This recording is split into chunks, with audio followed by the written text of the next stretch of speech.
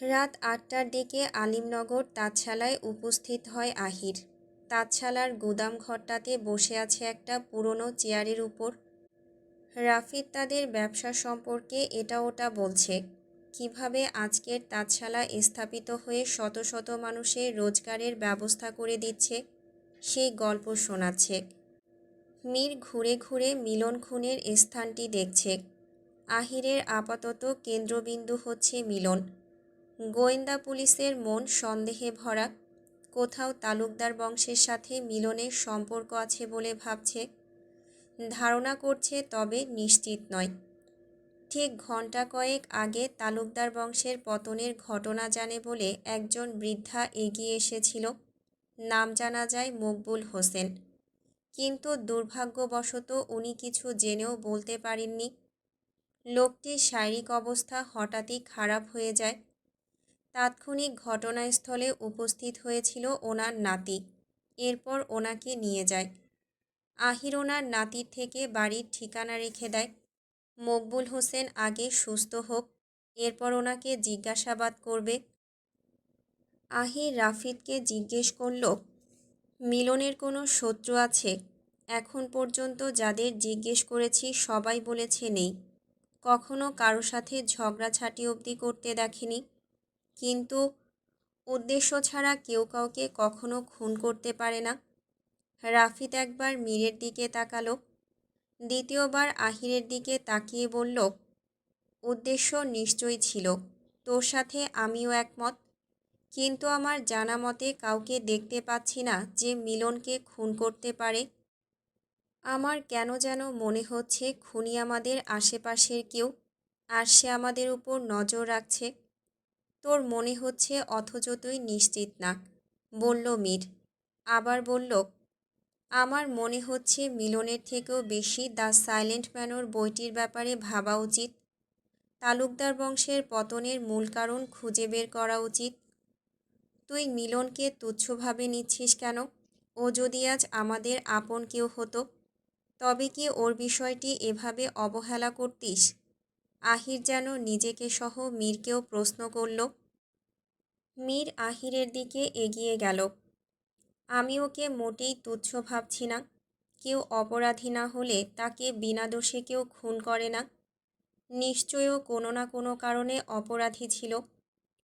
হয়তো অপরাধী ছিল, নয়তো কোনো অপরাধীর নিকৃষ্টতম কাণ্ডকারখানা দেখে ফেলাতে আসল অপরাধী প্রমাণ সরিয়ে ফেলেছে, কিন্তু আমার হাত থেকে রেহাই পাবে না। আহিরের দৃষ্টি কঠিন। রাফিদ বলল, এরকম একটা অপরাধ শেষমেশ আমাদের কারখানাতেই ঘটল।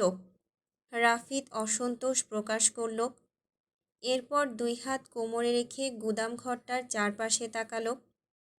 মীর সুফিয়ান এবং ফারদিনার বিষয়ে ভাবতে ভাবতে অচেনা সেই অশ্বধারী লোকটার কথা মনে পড়ল তার। সে বলেছে যতক্ষণ না তারা ফিরবে ততক্ষণ সে দিঘির পাড়ে বসে থাকবে। লোকটি না খেয়ে দিয়ে বসে আছে। আজ শীত পড়ছে প্রচুর। বাইরে ইতিমধ্যে বেশ কুয়াশা জমেছে। লোকটির নিশ্চয়ই কষ্ট হচ্ছে। মীর তার কথা ভেবে বলল, তোদের কি সে অচেনা অশ্বধারীকে মনে আছে? উনি আমাদের জন্য অপেক্ষা করছে। উনি নিশ্চয়ই আমাদের জন্য অপেক্ষা করছে। চল বাড়ি ফিরে যাই। রাফিদ ও আহির একে অপরের সাথে চাওয়াচুয়ি করল। মীরের রেশ টেনে আহির বলল, ফিরে যাব, তার আগে গুদাম ঘরটির আশেপাশে দেখতে চাই। খুনি কিছু ফেলে রেখে গেলেও যেতে পারে, কারণ কেউ যখন কাউকে খুন করে তখন তার মস্তিষ্কের কার্যক্ষমতা এলোমেলো হয়ে যায়। তাড়াহুড়ো করতে থাকে সে কখন পালাবে, আর এমনটির কারণে খুনি কিছু না কিছু ফেলে যায়। এই ঘরটি থেকে আমি একটা রূপোর খণ্ড পেয়েছি, জানি না সেটি কিসের। রাফিদ বলল, অন্ধকারে তো কিছুই দেখা যাবে না, তোরা অপেক্ষা কর, আমি দপ্তর ঘর থেকে টর্চ নিয়ে আসছি। বলেই রাফিদ দপ্তর ঘরের দিকে চলে যায়। দপ্তর ঘরের ডয়ারে রাখা ধাতব বডির টর্চ। আমজাদ থাইল্যান্ড থেকে বেশ কয়েকটা টর্চ নিয়ে এসেছিল। রাফিদ 3টা টর্চ হাতে তুলে নিল। ওজন প্রায় 500 থেকে 700 গ্রামের মতো, পুরোটাই ধাতব। গতকালই টর্চগুলো কারখানায় আনা হয়েছে। আগের থেকে কয়েকজন পাহারাদার বাড়িয়েছে। তাদের কখন দরকার হয় সেই ভেবেই অতিরিক্ত রেখেছিল। তিনজন গুদাম ঘরের 3 দিকে গেল, পূব, পশ্চিম, দক্ষিণ। আহির বেশ মনোযোগ সহকারে টর্চের আলোর সাহায্যে ঘাস সরিয়ে মাটি অবধি দৃষ্টি আকর্ষণ করছে। কিছু ঘাস এমন মনে হচ্ছে শিগগিরই কেউ এর উপর থেকে হেঁটে গেছে, অথচ এদিকে কারো আসার দরকার হয় না। আহির ধারণা করল নিশ্চয়ই কেউ এতক্ষণ তাদের কথা আড়ি পেতে শুনছিল। এদিকে কেউ আসে কিনা নিশ্চিত হতে রাফিদের দিকে তাকিয়ে আহির সরু কণ্ঠে জিজ্ঞেস করল, রাফিদ, গুদাম ঘরের এদিকে কেউ আসে বা আসার সম্ভাবনা আছে? রাফিদ চেঁচিয়ে জবাব দিল, না, ওদিকে ঘাস ব্যতীত কিছুই নেই, পেছন দিকে কে যাবে? আহির নিশ্চিত হলো আড়ি পেতে কেউ শুনছিল তাদের কথোপকথন। 3-4 ইঞ্চি পরপর ঘাস হেলে পড়া। আহির হাসল, একাকী বলল, তুমি বড় চালাক খুনি। মিনিট 15 পর আহির পেছন দিকটা থেকে ফিরে আসছিল। কিছুই পেল না বলে মেজাজ খানিকটা বিগড়ে গেল। অন্যদিকে তালুকদার বংশের খোঁজ পেয়েও পায়নি। সেটা ভেবেও আপাতত নিজেকে ব্যর্থ মনে হলো। টর্চের আলো এলোমেলো করে ফেলতে ফেলতে সামনে এগোতেই মনে হলো পেছনের দিকে কিছু একটা চিকচিক করে উঠল। আহির থমকে দাঁড়ালো, 2 পা পেছনে ফেলল, স্থির হয়ে দাঁড়িয়ে পরিষ্কার করে দেখার চেষ্টা করল চিকচিক করা বস্তুটি কি। আহির হাঁটু ভাঁজ করে বসে পড়ল। ঘাস সরিয়ে দেখল মাটির ভেতরেই কিছু একটা বিদ্ধ হয়ে আছে, সিলভার রঙের। হাত দিয়ে মাটি সরিয়ে বিদ্ধ থাকা থেকে তুলল বস্তুটি, রূপোর ছুরি। বেশ কিছুদিন হয় মাটিতে ছুরিটি বিদ্ধ হয়ে আছে বলে আহির ধারণা করল। সে অবাক হলো রূপোর ছুরি দেখে। রক্তের হালকা প্রলেপ দেখা যাচ্ছে, শুকিয়ে গেছে রক্ত। ছুরির এক পিঠে ইংরেজি কিছু শব্দ লেখা, আপাতত বোঝা যাচ্ছে না। খুশি হলো আহির। যে ছুরি দিয়ে খুন করা হয়েছে সে ছুরি পেয়েছে, আর কি দরকার। এবার যেন আহিরের তদন্ত আরও সহজ হয়ে গেল। খুনি যেই হোক সে প্রতাপশালী বলে ধারণা করল আহির। আহির মীর এবং রাফিদের নিকট আসলো। তারা দাঁড়িয়ে আছে কারখানার সামনে। মীর আহিরের হাত থেকে ছুরিটা নিতে চাইল। আহির বাধা দিয়ে বলল, হাত দিস না, ধারালো। তবে খুনি যেই হোক তার প্রচুর টাকা পয়সা আছে বলে আমি নিশ্চিত।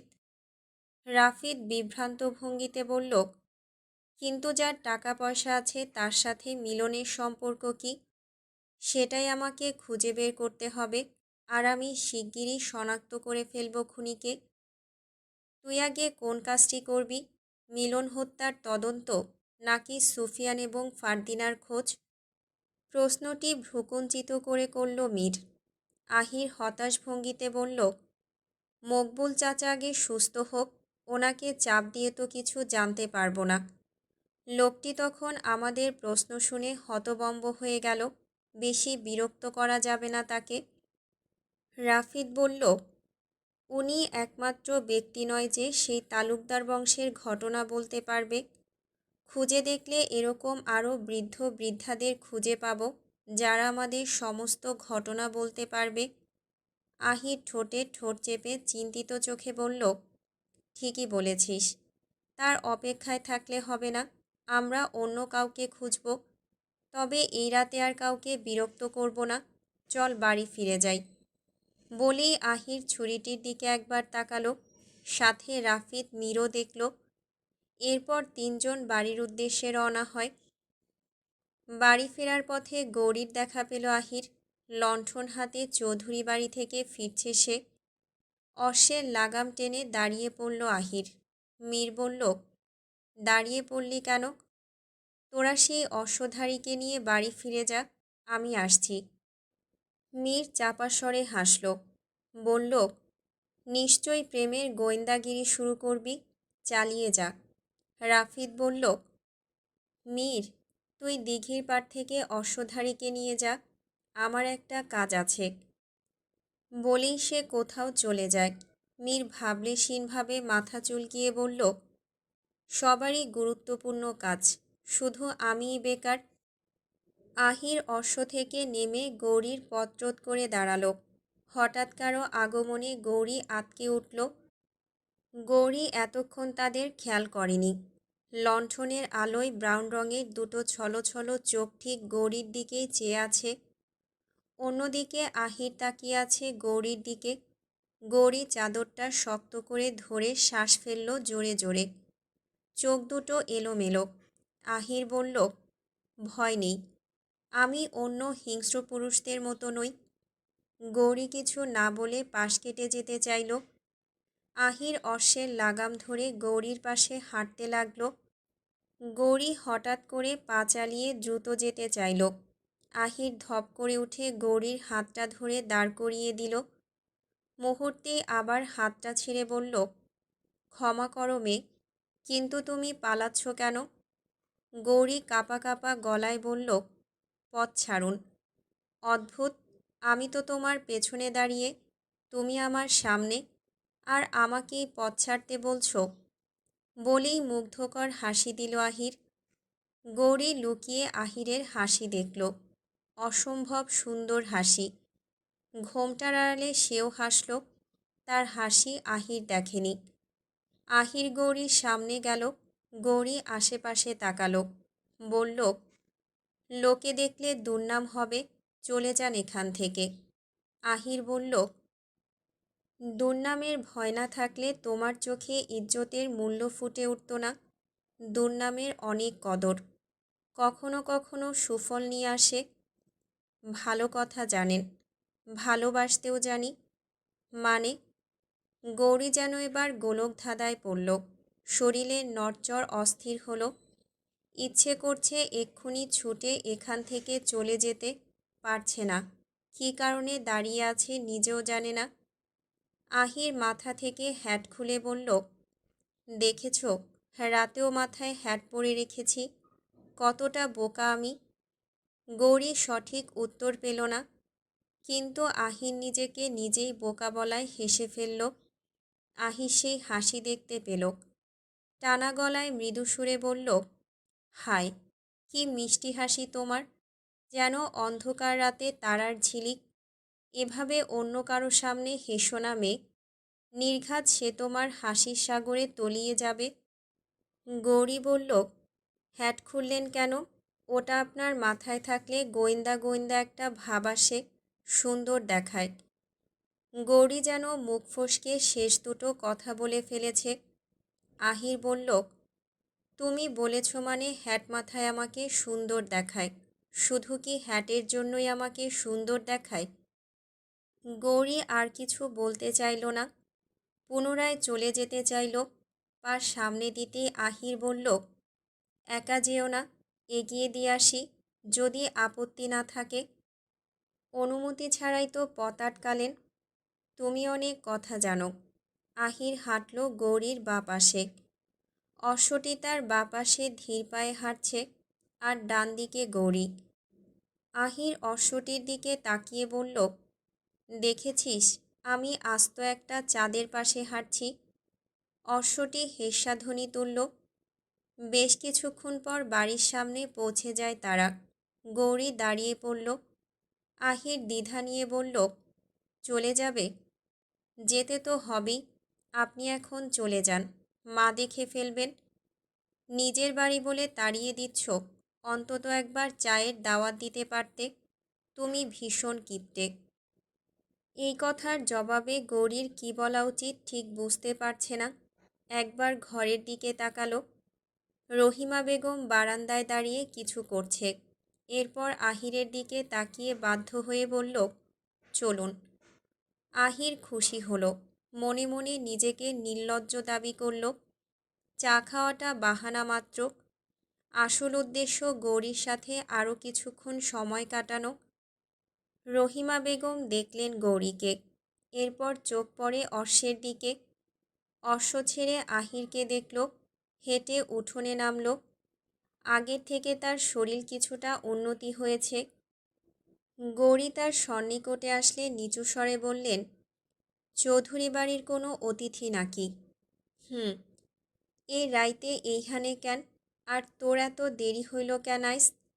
আমি একা আসছি বলে এগিয়ে দিতে এসেছে। খুবই ভালো লোক। আমি এক কাপ চা খাওয়ার দাওয়াত দিই। অপরাধ হয়েছে আমার।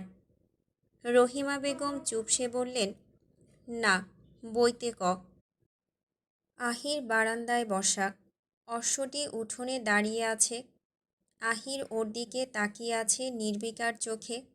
মনে মনে বলল, ছেলেরা প্রেমে পড়লে বেহায়া হয়ে যায়। গৌরী চা নিয়ে আসলো। আহির বলিষ্ঠ হাতটি বাড়িয়ে দিল। গৌরী চা দিল। আহির বলল, চা অনেক গরম, ঠান্ডা হোক। ফুঁক দিন, ঠান্ডা হয়ে যাবে। ফুঁক দিয়ে গরম খাবার ঠান্ডা করা উচিত না। এতে মুখের জীবাণু সেই খাবারে যুক্ত হয়। আহির আরও একটা বাহানা পেল। আরও কিছু সময় পাওয়া গেল। সে চোখ তুলে গৌরীকে দেখল। গৌরী ঘরের দিকে একবার একবার আহিরের দিকে দেখছে, তবে তার দিকে স্পষ্ট চোখে তাকাচ্ছে না। আহির বলল, চাচির শরীর এখন ঠিক আছে? আজ ভালো তো কাল খারাপ, এভাবেই দিন পার করছে। আজ একটু হাঁটতে পারছে। আহির আর কোনো প্রশ্ন খুঁজে পেল না, তবে ভাবছে কি বলা যায়। ভাবতে ভাবতে হঠাৎ দ্য সাইলেন্ট ম্যানর বইটির কথা মনে পড়ল। বলল, আচ্ছা, তুমি দ্য সাইলেন্ট ম্যানর বইটির নাম শুনেছ? শুধু নাম শুনেছি তা নয়, আমি বইটি পড়েছিও। মায়ার থেকে নিয়ে এসেছিলাম একদিন। এরপর এক রাতের মধ্যে বইটি শেষ করি। বইটা কেমন ছিল? বাঁশিওয়ালার জমিদার কন্যার প্রেম কাহিনী। অসম্পূর্ণ বইটি। আমি বইটির ঘোর এখনও কাটাতে পারিনি। খুব জানার আগ্রহ কি হয়েছিল সুফিয়ান হায়দার আর জমিদার কন্যার। গৌরীর কণ্ঠে আক্ষেপের সুর। আহিরের মাথায় হঠাৎ করে ফারদিনার সুফিয়ানের ভাবনা চলে আসে। মনে পড়ল অশ্বধারীর কথা। ওনার সাথে আলাপ করে হয়তো আরও কিছু জানা যাবে। ভেবেই আহির বসা ছেড়ে উঠল। গৌরী বলল, এ কি, চা না খেয়ে চলে যাচ্ছেন? আহির আবার বসল। চা না খেলে গৌরীর অসম্মান হবে। সে চায়ে চুমুক দিল। চা খেতে খেতে বাড়িটির আশেপাশে দেখল। পরিষ্কারভাবে চারদিক দেখা না গেলেও কোথাও সুফিয়ান হায়দারের মাটির সেই ঘর আর বাড়ির আনাচে কানাচের সাথে মিল পেল। বড্ড উদাসীন হয়ে গেল আহির। ভাবছে মনের ভুল। যেহেতু একই গ্রাম, তাই এরকম বাড়ি অহরহ আছে বলে নিশ্চিত হলো না। আহির নিশ্চিত হয়ে বসে থাকতে পারল না। চায়ের কাপটা পাশে রেখে উঠোনে নামল। সেই মাটির ঘর, কিছু গোলাপ গাছের চারা পূব দিকে। একটি মাত্র বাড়ি। আশেপাশে আর কোনো ঘর নেই। উঠোনে অশ্ব বাঁধা। আহিরের অশ্বটি ঠিক উঠোনের একপাশে বাঁধা, ঠিক যেমনটি সুফিয়ানের অশ্ব বাঁধা ছিল। বর্ণনার সাথে হুবহু মিলছে। আহির চারদিকে তাকালো উদ্বিগ্ন হয়ে। তার অভিব্যক্তি দেখে গৌরী বলল, কি দেখছেন? আহির দিঘি খুঁজছে। সুফিয়ানের বাড়ির আশেপাশে দিঘি ছিল। জিজ্ঞেস করল, আচ্ছা গৌরী, তোমাদের বাড়ির আশেপাশে কোনো দিঘি আছে? গৌরী ভেবে জবাব দিল, হ্যাঁ, মায়ের কাছে শুনেছিলাম পেছনের দিকে বড় একটা দিঘি ছিল। সময়ের সাথে সাথে এখন মাটি আর ঘাসে ভরে গেছে। আহির অকারণে উত্তেজিত হয়ে গেল। তার মনে হচ্ছে এটাই সেই সুফিয়ানের বাড়ি। তার কাছে নির্দিষ্ট কোনো প্রমাণ নেই, কিন্তু সে শতভাগ নিশ্চিত না হলেও শতভাগের অর্ধেক নিশ্চিত। বাকিটুকু সেদিন নিশ্চিত হবে যেদিন দ্য সাইলেন্ট ম্যানর বইটি অসম্পূর্ণ থাকার ঘটনা জানতে পারবে। আহির শান্ত হলো। ফিরে গিয়ে বারান্দায় বসে বাদবাকি চা শেষ করল। বলল, চাটা কিন্তু দারুণ ছিল। তোমার হাতে জাদু আছে। কিন্তু হঠাৎ আপনার কি হলো? আর আপনি দিঘির ব্যাপারে কিভাবে জানলেন? আহির সত্যটা বলল, তুমি দ্য সাইলেন্ট ম্যানর বইটি পড়েছ। তোমার সুফিয়ান হায়দারের বাড়ির বর্ণনার কথা মনে আছে? হ্যাঁ। ভেবে দেখো তো, তোমাদের বাড়ির সাথে কোনো মিল পাও কি না? গৌরী হেসে বলল, হয়তো কিছুটা মিল, কিন্তু এটা কাকতালীয়। আহির নিশ্চিত এটা কাকতালীয় নয়। আপাতত কথা বাড়ালো না। গৌরীর থেকে বিদায় নিয়ে বারান্দা থেকে নেমে উঠোনে আসলো। অশ্বকে নিয়ে যেতেই পেছন থেকে গৌরী হঠাৎ ডাকল, গোয়েন্দাবাবু। আহির দাঁড়িয়ে পেছন ঘুরে বলল, ডাকলে বুঝি? না ডাকলে দাঁড়াতেন বুঝি? হঠাৎ ডাকলে যে? মা ডাকছেন আপনাকে। আহির ফেরত এলো। পুনরায় বারান্দায় বসল। রহিমা বেগম বারান্দায় আসলেন। ধীরস্থির কণ্ঠে বললেন, তুমি একটু আগে সুফিয়ান হায়দারের নাম কইলা না? চাচি, অনেক আগের একটা বাস্তব ঘটনা নিয়ে বই আছে, দ্য সাইলেন্ট ম্যানর। সেখানে সুফিয়ান হায়দার তার জীবনের ঘটনা লিখেছিল। আমরা বইটা পড়েছি, কিন্তু বইটি অসম্পূর্ণ। গৌরী হয়তো আপনাকে এই ব্যাপারে বলেনি। আপনি বলতে পারবেন সেই 18 শতকে রশিদ তালুকদারের বংশের পতনের কারণ? সুফিয়ান হায়দার আর ফারদিনার শেষ পরিণতি? সবাই সেই ঘটনা মুখে আনতে চায় না, আনলেই কান্নায় ভাইঙা পড়ে। আমিও শুনছিলাম আমার মার থেইক্কা, কিন্তু মা সমস্ত ঘটনা কইতে পারে নাই। তবে এতটুকু কইতে পারি, সুফিয়ান হায়দারের লগে যা হইছে ঠিক হয় নাই। কি হয়েছিল যতটুকু জানেন বলেন। গৌরী বেশ অবাক হলো। তার মাই ঘটনা জানে, অথচ সে কখনো জানতেই চায়নি। আমি সব ঘটনা কইতে পারুম না, কিন্তু একজনার সন্ধান দিতে পারুম, সে সব জানে। কে সে? আছে একজন। আগামীকাল তার কাছে তোমরা চইলা যাও, আর সমস্ত ঘটনা যাই নাও। আহির অবশেষে শান্তি পেল। সে এখন সুফিয়ান এবং ফারদিনার শেষ পরিণতি জানতে পারবে। আহির রহিমার কাছে ঠিকানা জানতে চাইল। রহিমা সেই ঠিকানা বলল।